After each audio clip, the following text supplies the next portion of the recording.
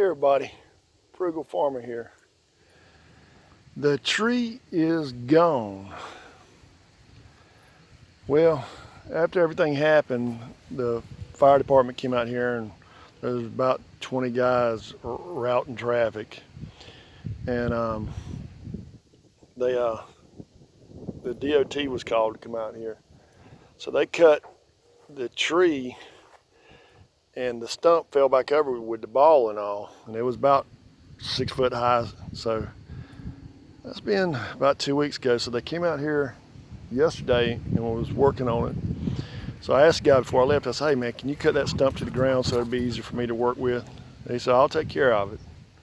So I went to school with this guy. I was about a grade older than him, if I remember correctly.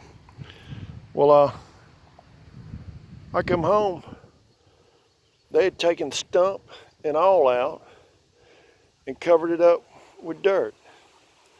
I don't have nothing to do except pick up a few sticks and maybe Bo will fetch them for me.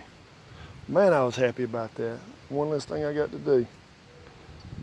But it's another day at the farm. Thanks for stopping by. Come back again when you will. Share, comment, like, hit that subscribe button. God bless.